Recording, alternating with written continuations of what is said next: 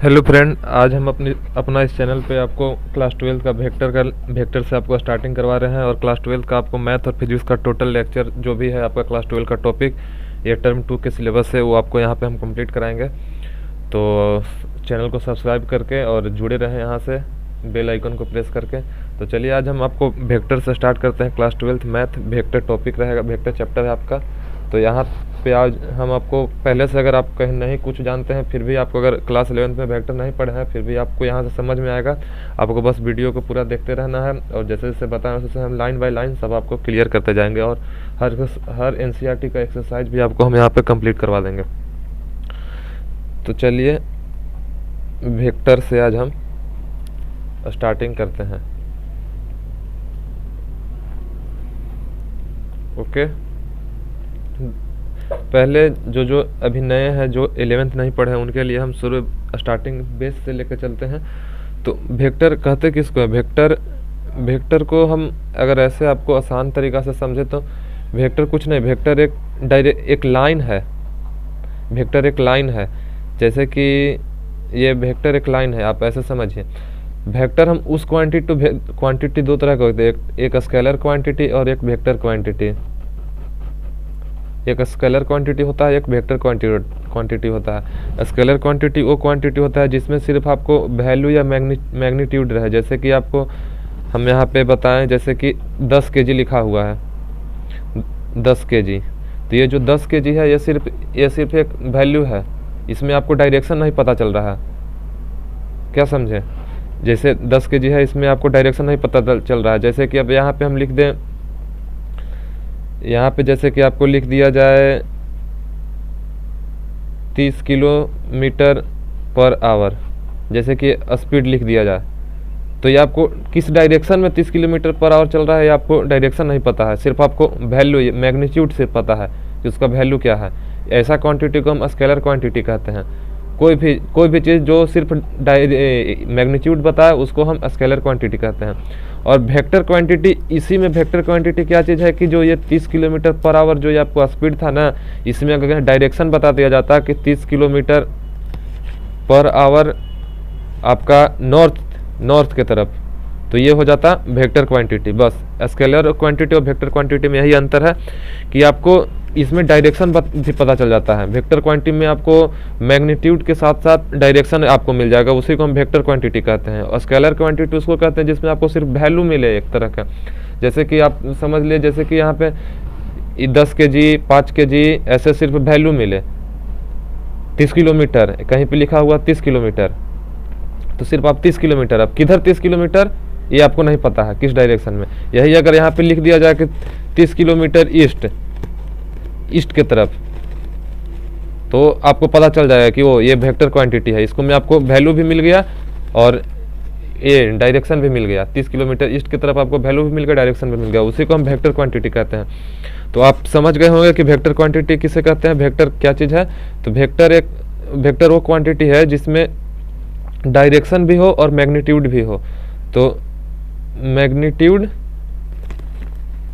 Plus direction, उसी को हम वेक्टर क्वांटिटी कहेंगे। तो यहाँ तक आपका क्लियर होगा कि वेक्टर क्वांटिटी आप समझ गए वेक्टर क्वांटिटी किसे कहते हैं, जो मैग्नीट्यूड भी हो और डायरेक्शन भी हो।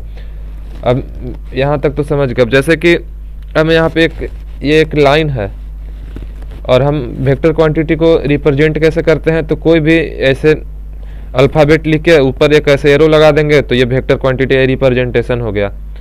ऐसे रिप्रेजेंट करते हैं वेक्टर क्वांटिटी। जैसे कि यहाँ पे वेक्टर ये बी है, इसको हमको वेक्टर क्वांटिटी लिखना है, तो ऊपर में हम ऐसे एक एरो मार देंगे तो ये हमारा वेक्टर क्वांटिटी में रिप्रेजेंट हो गया। वेक्टर क्वांटिटी ऐसे नहीं है, ऐसे है तो ये स्केलर क्वांटिटी है, जैसे इस पर एक एरो ऊपर कर दिए तो ये वेक्टर क्वांटिटी हो गया। तो यहाँ तक तो समझ में आ गया होगा। अब जैसे कि हम यहाँ पे बता रहे हैं आपको ये एक लाइन है और इससे हम कुछ नाम दे दिए, जैसे कि यहाँ पे हम चलिए इसको हम वेक्टर ए ले लिए। तो इसमें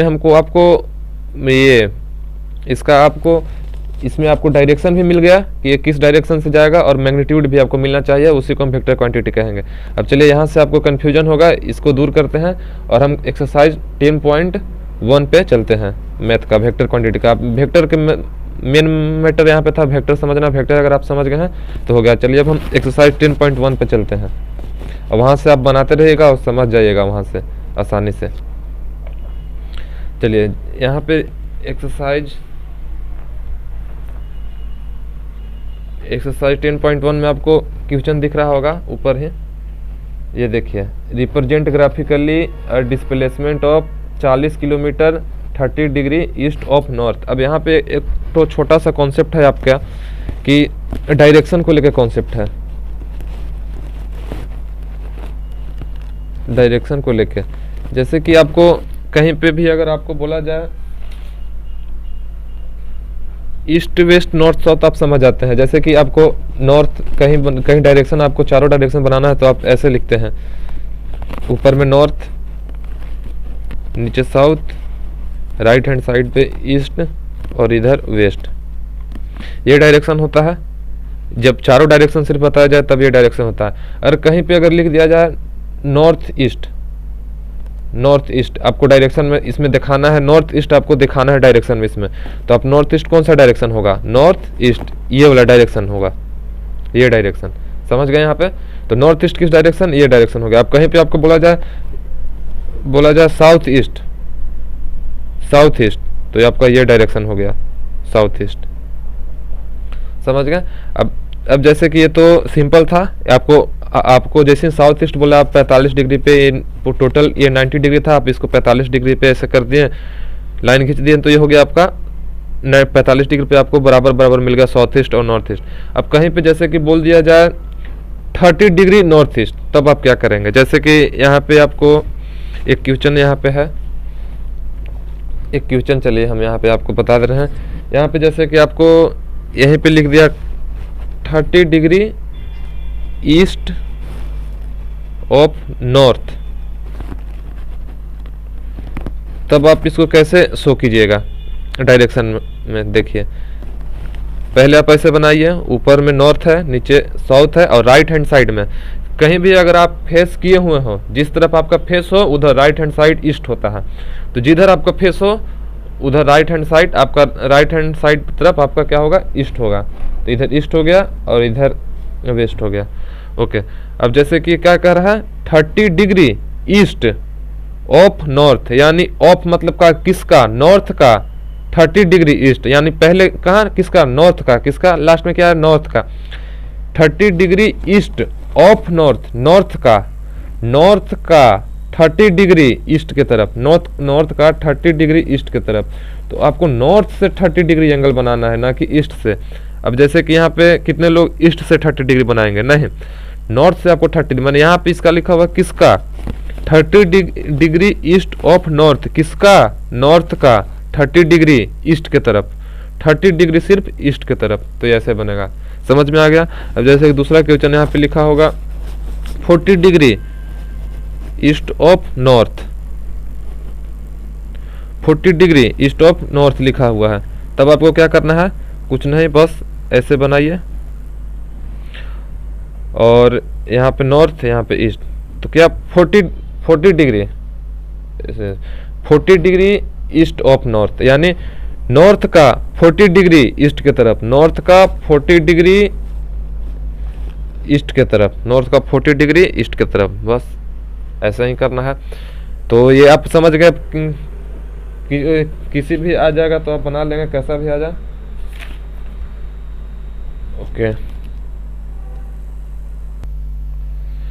ओके, तो चलिए क्वेश्चन नंबर 1 है एक्सरसाइज 10.1 का। इसको अभी जो कॉन्सेप्ट बताया है उसी पे है। रिप्रेजेंट 40 किलोमीटर और 30 डिग्री ईस्ट ऑफ नॉर्थ। आपको पहले यहाँ पे देखिए, यहाँ पे आपको क्या लिखा हुआ है? 30 डिग्री ईस्ट ऑफ किसका? नॉर्थ का। नॉर्थ का आपको 30 डिग्री ईस्ट। तो पहले यहाँ पे ऐसे बना लीजिए compass type, north south east west. और ये बोल रहा है 30 degree east of north, north का 30 डिग्री ईस्ट, नॉर्थ का ये 30 डिग्री यहाँ पे लिख देना है। एक रो 30 डिग्री नहीं है पर फिर भी 30 डिग्री ऐसे लिख देना है। 30 डिग्री ईस्ट ऑफ नॉर्थ हो गया। बट यहाँ पे क्या कहा था? 40 किलोमीटर, ये जो चले हैं इसको 40 किलोमीटर बताना है, तो इसको ऐसे करके एरो बना के और यहाँ पे लिख देना है 40 किलोमीटर। ये आंसर हो गया क्वेश्चन नंबर 1 का, एक्सरसाइज 10.1 था। अब चलते हैं क्वेश्चन नंबर 2 की तरफ। क्वेश्चन नंबर 2 में यहाँ पे लिखा हुआ है, जैसे कि ये देखिए, यहाँ पे लिखा हुआ है 10 kg लिखा हुआ है। Classify the flowing scalar and vector. इसको आपको स्केलर और वेक्टर बताना है क्वेश्चन नंबर 2 में, कौन सा स्केलर है कौन सा वेक्टर है। अब जैसे कि यहाँ पे लिखा हुआ है 10 kg, तो क्या 10 kg सिर्फ आपको अमाउंट मिल रहा है, इस किस डायरेक्शन में है 10 kg आपको नहीं मिल रहा है, तो बस ये कौन सा हो गया, ये स्केलर क्वांटिटी हो गया। तो जो स्केलर क्वांटिटी हो गया वहाँ पे हम ए से लिखते चलेंगे, ये स्केलर क्वांटिटी हो गया। 2 मीटर नॉर्थ वेस्ट, इसमें आपको क्या डायरेक्शन मिल गया, 2 मीटर किधर, नॉर्थ और वेस्ट में, आपको किस डायरेक्शन में, नॉर्थ और वेस्ट डायरेक्शन में आपको मिला है, तो ये कौन सा क्वांटिटी हो गया, ये वेक्टर क्वांटिटी हो गया। 40 डिग्री, सिर्फ 40 डिग्री आपको किस डायरेक्शन में, नॉर्थ में, ईस्ट में, 40 डिग्री किधर, नॉर्थ ईस्ट में किधर, तो ये आपको सिर्फ अमाउंट मिल रहा है, आपको मैग्नीट्यूड, सिर्फ मैग्नीट्यूड मिल रहा है आपको, में यहाँ पे डायरेक्शन नहीं मिल रहा है, इसीलिए ये स्केलर क्वांटिटी है, ये स्केलर क्वांटिटी है। इसमें आप किधर 40 डिग्री तो किधर भी हो सकता है, जैसे कि यहाँ पे 40 डिग्री यहाँ पे रहेगा, नॉर्थ है, साउथ है, ईस्ट है, वेस्ट है, तो 40 डिग्री यहाँ पे भी हो सकता है, यहाँ पे भी हो सकता है, यहाँ पे भी हो सकता है, ये सिर्फ 40 डिग्री बताया है, तो ये स्केलर क्वांटिटी है। अब 40 वाट में जैसे कि आपको सिर्फ अमाउंट मिल रहा है, 40 वाट क्या, किधर, किस तरफ 40 वाट, कुछ नहीं मिला, तो ये भी आपको क्या स्केलर क्वांटिटी है। ये देखिए 10 के पावर -19 कूलम, ये चार्ज का है, चार्ज का ऐसा यूनिट होता है कूलम, तो ये मिल रहा है, ये भी आपको अमाउंट मिल रहा है, चार्ज का अमाउंट मिल रहा है, आपको डायरेक्शन तो नहीं मिल रहा है, तो इसीलिए ये भी स्केलर क्वांटिटी होगा। अब ये देखिए, ये एक्सेलरेशन है, ये एक्सेलरेशन है, तो एक्सेलरेशन वेक्टर क्वांटिटी होता है। एक्सेलरेशन में आपको डायरेक्शन मिलता है, एक्सेलरेशन में अगर पढ़े होंगे तो एक्सेलरेशन में आपको डायरेक्शन भी मिलता है, तो ये हो गया वेक्टर क्वांटिटी। ये जो यूनिट था, ये एक्सेलरेशन का यूनिट था, अगर आप पढ़े होंगे तो आपको याद होगा। तो यहाँ पे सिर्फ वेक्टर क्वांटिटी 2 ही था, एक तो क्वेश्चन नंबर ये 6ठा था, और दूसरा 2 मीटर वेस्ट वाला, ये 2 ही वेक्टर क्वांटिटी था। यहाँ पे फिर से आपको देखना है, classify the following as scalar and vector quantity, फिर से आपको क्लासिफाई करना है स्केलर और वेक्टर में। जैसे कि यहाँ पे देखिए टाइम पीरियड भी एक अमाउंट टाइप है, इससे आपको डायरेक्शन नहीं मिल रहा है, किधर टाइम पीरियड, कोई डायरेक्शन आपको नहीं मिल रहा है, स्केलर क्वांटिटी। डिस्टेंस भी स्केलर क्वांटिटी है, किस तरफ आपको कोई मिल नहीं रहा है, किस तरफ जाना है, सिर्फ आपको डिस्टेंस तो किधर भी हो सकता है, ऊपर भी हो सकता है, धरती के नीचे भी हो सकता है, तो ये स्केलर क्वांटिटी हो गया। फोर्स जो है ये वेक्टर क्वांटिटी होता है, फोर्स का डायरेक्शन बताया जाता है। जैसे कि अभी यहाँ पे फोर्स ये लिखा हुआ है, अब आप हम लोग नहीं बताते हैं कि धक्का दे दो, इधर धक्का दो, या कहीं भी चलो इसको ऐसे इसको फोर्स करो, इधर धक्का दो, तो धक्का देंगे तो एक मतलब इसमें फोर्स में आपको जुड़ा हुआ रहता है डायरेक्शन, तो ये इसीलिए ये कंफ्यूज करने के लिए था। फोर्स में आपको डायरेक्शन जुड़ा हुआ रखता है, तो फोर्स को आपको हमेशा वेक्टर क्वांटिटी लेना है, वेक्टर क्वांटिटी।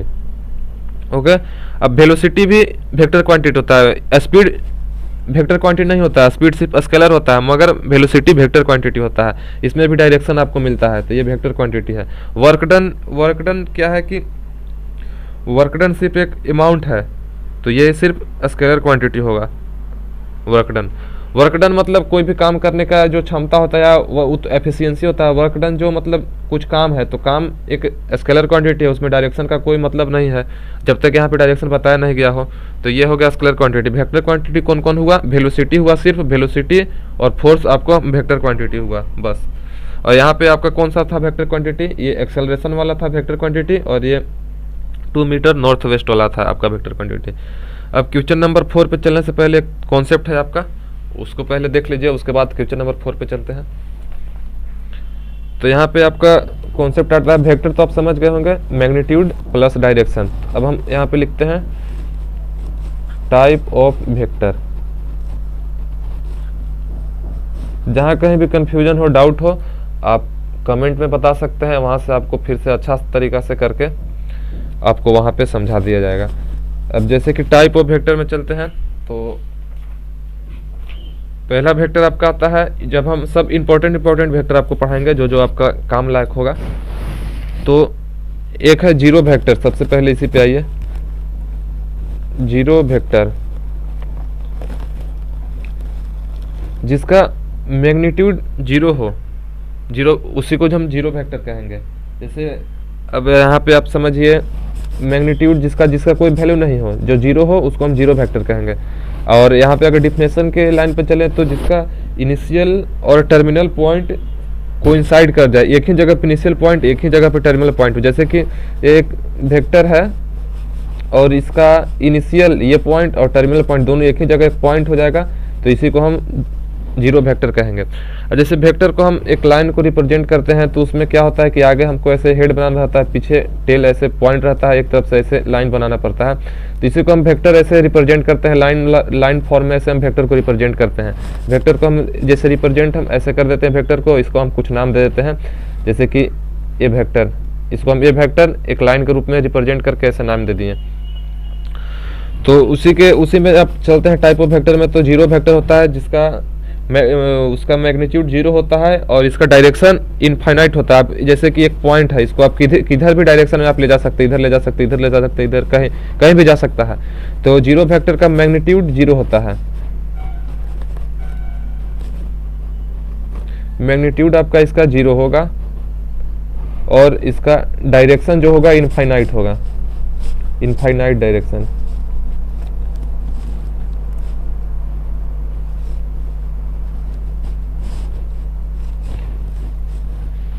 ये उतना इम्पोर्टेंट नहीं है। जो अब इसको रिप्रेजेंट हम कैसे करेंगे, जीरो के ऊपर एक ऐसे देंगे तब ये सही से रिप्रेजेंट होगा। अगर हम ऐसे जीरो लिख के सिर्फ छोड़ देंगे तो ये रॉन्ग हो जाएगा। ऊपर हमको ऐसे वेक्टर का साइन लगाना है। वेक्टर को रिप्रेजेंट ही ऐसे करते हैं, हम ऐसे करके इसको वेक्टर को रिप्रेजेंट करते हैं। तो ये आपका जीरो वेक्टर समझ में आ गया होगा। अब जैसे कि हम चलते हैं इक्वल वेक्टर की तरफ।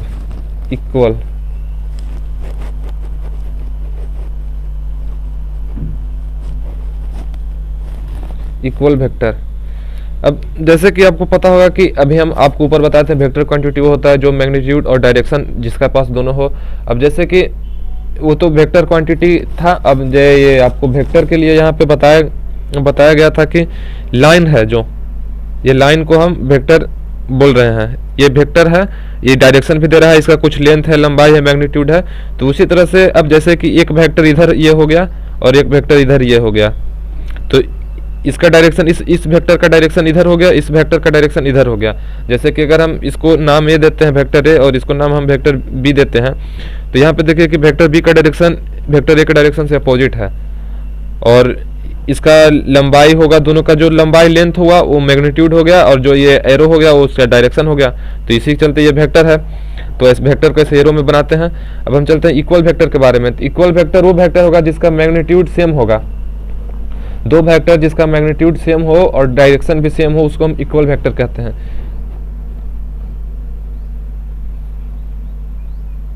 मैग्नीट्यूड सेम है और डायरेक्शन भी सेम होना चाहिए।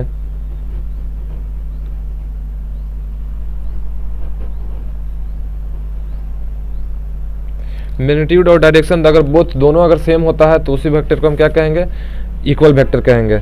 अब जैसे कि देख लो यहाँ पे ये एक वेक्टर है, अब ये वेक्टर है और यहाँ पे ये वेक्टर है बी। ये दोनों वेक्टर सेम है, दोनों का लंबाई सेम है और दोनों का डायरेक्शन भी इधर ईस्ट की तरफ है। तो ये हो गया कौन सा वेक्टर, ये हो गया इक्वल वेक्टर। अब जैसे ही यहाँ पे हम आप तुमको दिखा देते हैं, ऐसे कर दें, नजर आ रहा है, ओके। इसका लंबाई सेम है, दोनों का मैग्नीट्यूड सेम है। ये भी ए वेक्टर, इसको भी बी वेक्टर नाम लेते हैं।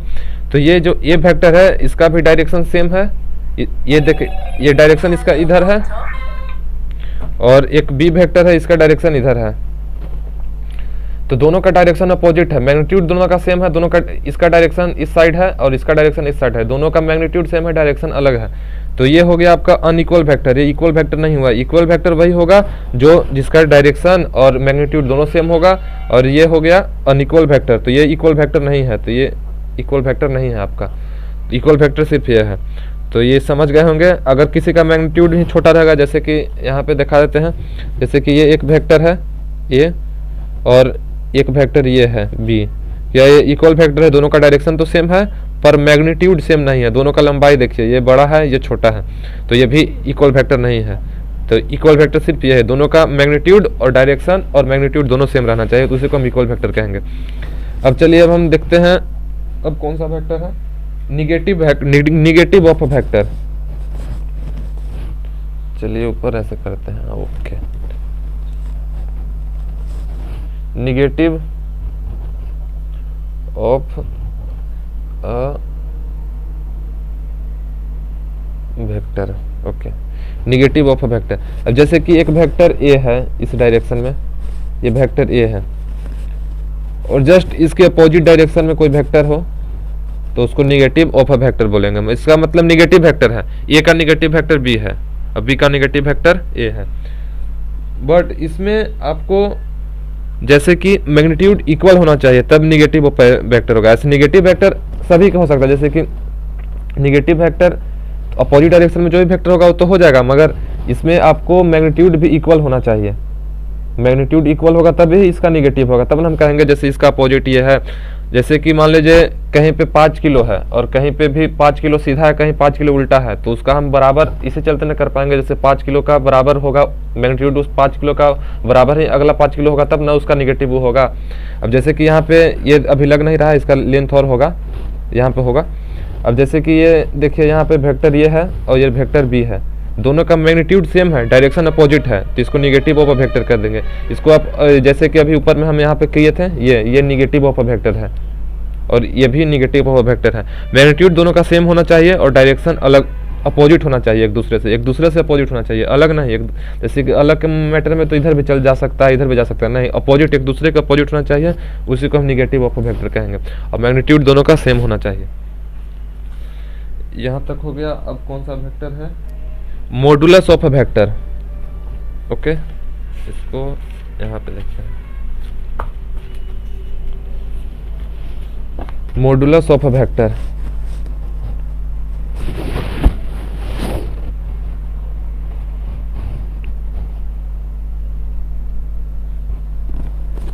अब जैसे कि इसी को आप मैग्नीट्यूड भी कह सकते हैं, मैग्नीट्यूड ऑफ अ वेक्टर, किसी चीज़ का मतलब वैल्यू मैग्नीट्यूड निकालने के लिए। अब जैसे मॉडुलस आप पढ़े होंगे पहले क्लास में, तो आपको पता होगा कि किसी भी चीज़ का मॉडुलस अगर लगा दे तो उसका वैल्यू निगेटिव कभी नहीं आता है। तो इसी चलते वेक्टर का वैल्यू भी निगेटिव नहीं आता है, वेक्टर का वैल्यू 0 आ सकता है मगर निगेटिव नहीं आएगा। तो आप समझ गए होंगे। तो जिसका वेक्टर का मतलब ही है कि कुछ ना कुछ मैग्नीट्यूड हो और प्लस में डायरेक्शन भी हो। तो अब जैसे कि हम बात करें कि यहाँ पे इसको मॉडुलस को रिप्रेजेंट कैसे करते हैं, तो ऐसे के रिप्रेजेंट करते हैं। ये वेक्टर ये था, इसके किनारे से 2 डंटी लगा देंगे तो ये मॉडुलस में रिप्रेजेंट हो गया। अब जैसे कि वेक्टर ए है ये, और इसका डायरेक्शन तो आपको दिख रहा है इधर है, बट इसका ये जो मैग्नीट्यूड है वो आपको कैसे पता चलेगा। तो मैग्नीट्यूड के लिए आपको सिर्फ वेक्टर ए ऐसे लिखना है और मॉडुलस लगा देंगे, इसके बाद जो वैल्यू आएगा इसका वो आपका मैग्नीट्यूड होगा और इसी को मॉडुलस ऑफ अ वेक्टर कहेंगे। मॉडुलस को रिप्रेजेंट ऐसे 2 डंटी लगा कर रिप्रेजेंट करते हैं मॉडुलस को, और अंदर इसके अंदर वेक्टर को रख देते हैं। तो ये आपका मॉडुलस ऑफ अ वेक्टर समझ में आ गया होगा। और ये हमेशा आपको पॉजिटिव वैल्यू देगा, it gives only positive value. तो ये हमेशा आपको पॉजिटिव वैल्यू देगा, निगेटिव मॉडुलस में कभी नहीं आता है। बस इतना याद रखना है। अब आगे चलेंगे तो जैसे जैसे आपको यहाँ पे क्वेश्चन आएगा वैसे वैसे आपको समझाते जाएंगे। और हम आगे चलें तो अभी बहुत सा है, जैसे कि यूनिट वेक्टर, अब इम्पोर्टेंट वाला है सब। यूनिट वेक्टर की हम बात करते हैं। Unit vector, okay.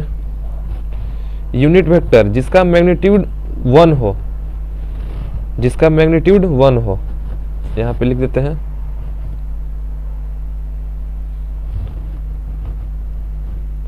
जिसका मैग्नीट्यूड 1 हो उसको हम यूनिट वेक्टर कहेंगे। ये सिर्फ आपको डायरेक्शन बताता है।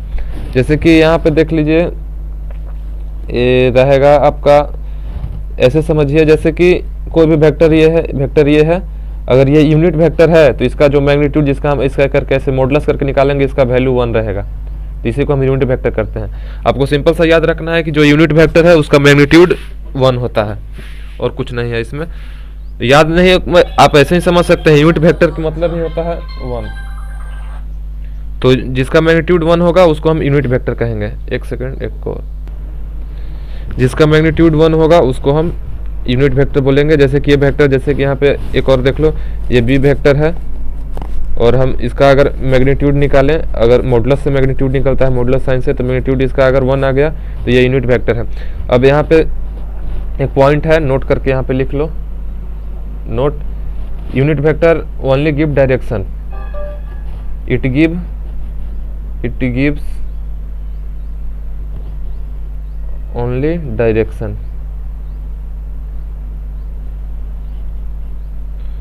It give only direction.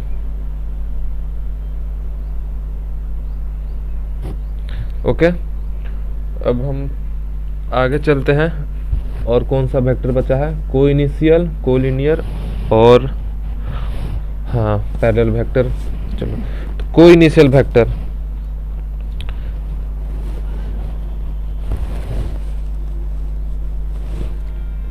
को इनिशियल वेक्टर,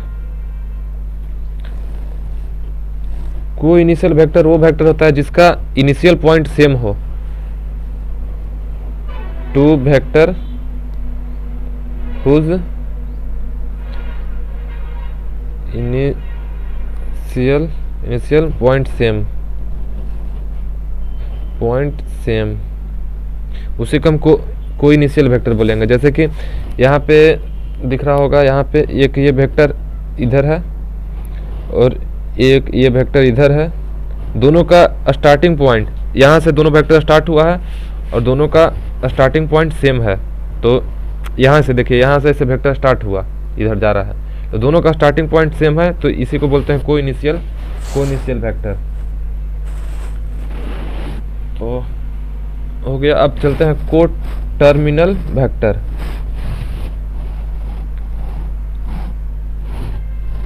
उसके पहले हम को लीनियर वेक्टर की बात करते हैं।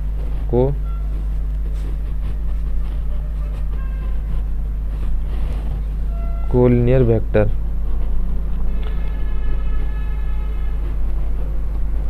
टू वेक्टर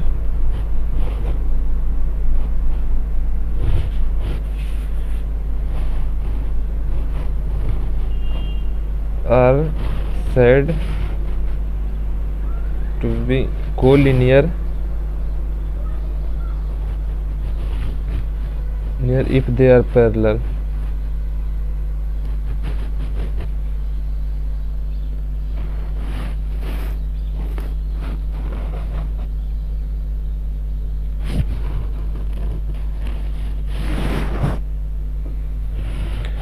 कोई भी वेक्टर कोलिनियर तब होगा जब वो एक दूसरे से पैरेलल होगा, तो उसी को हम कोलिनियर वेक्टर बोलेंगे। जैसे कि यहाँ पे आप देख लो, एक ये वेक्टर है, वेक्टर ए, और यहाँ पे एक ये वेक्टर है, वेक्टर बी। इसका डायरेक्शन अपोजिट है, फिर भी ये कोलिनियर वेक्टर है। ये कोलिनियर वेक्टर है क्योंकि एक दूसरे से पैरेलल है। एक वेक्टर ये ए है और एक वेक्टर ये बी है, छोटा है उससे मैग्नीट्यूड में, फिर भी ये कोलिनियर वेक्टर है। यहाँ पे मैग्नीट्यूड से आपको कोई मतलब नहीं, आपको सिर्फ डायरेक्शन से मतलब है कि डायरेक्शन एक दूसरे के पैरेलल होना चाहिए, अपोजिट हो, इक्वल भी हो, जैसे दोनों एक दूसरे के सेम डायरेक्शन से मैग्नीट्यूड का, ये भी कोलिनियर वेक्टर है, एक दूसरे से पैरेलल है, तो इसे को हम कोलिनियर वेक्टर कहेंगे। अब तो चलिए वेक्टर का सब टाइप आपको पता चल गया, collinear vector, co-initial vector, unit vector. अब जो भी होगा आगे आपको बताते जाते चलेंगे, जो भी आगे आपका। चलिए, एक छोटा सा कॉन्सेप्ट पीछे छूट गया था जो आप लोग के नहीं समझाए थे, हो सके उससे दिक्कत हो सकता है कुछ आप लोग के समझ में। ओके, यहाँ पे देखिए टर्मिनल पॉइंट और इनिशियल पॉइंट के बारे में समझते हैं। जैसे कि एक वेक्टर है, वेक्टर को रिप्रेजेंट, ये है वेक्टर है, ये एरो है आगे के साइड, ये इसी को हम इनिशियल पॉइंट कहते हैं। इनिशियल पॉइंट ये हो गया, और ये जो हो गया, जो आगे वाला जो एरो हो गया, जहाँ से वेक्टर स्टार्ट होता है उसी को हम इनिशियल पॉइंट कहते हैं। और जहाँ पे जाके वेक्टर इंड होता है, यहाँ पे इंड हो गया, इसी को हम क्या कहेंगे? टर्मिनल पॉइंट कहेंगे। टर्मिनल पॉइंट हो गया ये। ओके, अब हम इसका जो ये दूरी हो गया, यहाँ से यहाँ तक का जो ये डिस्टेंस हो गया, इसी को हम क्या कहेंगे? ये जो डिस्टेंस, दूरी, जो ये डिस्टेंस हुआ, इसको हम क्या कहेंगे? मैग्नीट्यूड कहेंगे। इसको हम मैग्नीट्यूड कहेंगे। तो आपको इनिशियल पॉइंट, टर्मिनल पॉइंट और मैग्नीट्यूड आपको ये समझ में आ गया होगा। और हम यही कॉन्सेप्ट से बात कर रहे थे को इनिशियल वेक्टर को, जो यहाँ से जो स्टार्टिंग पॉइंट जिसका सेम हो 2-3 वेक्टर का, उसी को हम को इनिशियल वेक्टर कहेंगे। बाकी वो किसी डायरेक्शन में जाए उससे हमको मतलब नहीं है, कितना लेंथ के भी रहे उससे हमको कोई मतलब नहीं है। और कोलिनियर वेक्टर वो वेक्टर होगा जो एक दूसरे से अपोजिट डायरेक्शन में पैरेलल रहेगा, उसी को हम कोलिनियर वेक्टर कहेंगे। यहाँ तक समझ में आ गया है। तो अब आपका देखते हैं क्वेश्चन वाला जो टॉपिक था। क्वेश्चन कहाँ था? कोनिशियल बट नॉट इक्वल। ओके, यहाँ पे देखते हैं। चलो यहाँ पे आ जाओ, हम ये क्वेश्चन को कॉपी कर लेते हैं पहले। ओके, तो चलिए ये आपका क्वेश्चन कौन सा है? क्वेश्चन 4 है। क्वेश्चन 4 है आपका एनसीईआरटी एक्सरसाइज 10.1 का। तो इसको आप यहाँ से समझ के टाइप ऑफ वेक्टर का ही ये क्वेश्चन है, तो आपको समझ के बनाना है। जैसे कि यहाँ पे एक वेक्टर देख रहे होंगे, वेक्टर ए, और यहाँ से एक वेक्टर यहीं से स्टार्ट हुआ वेक्टर डी, और ये वेक्टर बी, और यहाँ से एक स्टार्ट हुआ ऐसे, यहाँ से स्टार्ट होकर यहाँ तक गया वेक्टर डी। ये आपका एरो वाला टर्मिनल पॉइंट है, और ये पॉइंट जो बिंदु वाला है वो आपका इनिशियल पॉइंट है। ओके, तो यहाँ से देखिए पहला क्वेश्चन में आपको क्या पूछ रहा है कि को इनिशियल वेक्टर कौन कौन सा है? को इनिशियल, जिसका इनिशियल पॉइंट सेम हो, वो कौन कौन सा वेक्टर है? को इनिशियल पॉइंट। तो को इनिशियल वाला वेक्टर आपका है कौन सा? ए को देखिए और डी को देखिए, दोनों एक ही पॉइंट से स्टार्ट हो रहा है। जिसका इनिशियल पॉइंट एक ही हो उसी को हम को इनिशियल वेक्टर कहते हैं। तो को इनिशियल वेक्टर कौन सा? ए वेक्टर और वेक्टर डी, दोनों का इनिशियल पॉइंट यहाँ पे सेम है। तो को इनिशियल वेक्टर कौन सा हो गया? वेक्टर ए और वेक्टर डी हो गया को इनिशियल वेक्टर। तो यहाँ पे लिख देना है क्या? Vector A and vector D को इनिशियल वेक्टर हो गया। अब जैसे कि यहाँ पे देखिए, एक सेकेंड, लाइट को इनिशियल वेक्टर ए और वेक्टर डी इक्वल वेक्टर, जिसका मैग्नीट्यूड भी इक्वल हो, डायरेक्शन भी इक्वल हो। तो यहाँ पे बी वेक्टर और ये डी वेक्टर दोनों का मैग्नीट्यूड बराबर है, लेंथ दोनों का बराबर है, डायरेक्शन दोनों का नीचे है, नीचे की तरफ दोनों का डायरेक्शन है। तो इक्वल वेक्टर में कौन सा होगा? वेक्टर डी और वेक्टर बी। तो vector D and vector B. Okay, अब यहाँ पे चला collinear vector but not equal. Collinear vector होना चाहिए, दोनों दो वेक्टर पैरेलल होना चाहिए बट इक्वल नहीं होना चाहिए। तो यहाँ पे देखें तो वेक्टर ए और वेक्टर सी दोनों एक दूसरे के पैरेलल है बट इक्वल नहीं है। ये निगेटिव में है, ये पॉजिटिव में है, ये इस साइड जा रहा है, ये अपोजिट है। तो आपका ए और सी हो जाएगा। कोलिनियर वेक्टर डी और बी भी हो सकता है, ये दोनों कोलिनियर वेक्टर है, बट यहाँ पे पूछा है बट नॉट इक्वल, इक्वल बराबर नहीं होना चाहिए। तो ये दोनों बराबर है, तो इसी चलते ये दोनों नहीं होगा। क्वेश्चन 4 कंप्लीट हो गया, बाकी बचा हुआ नेक्स्ट में।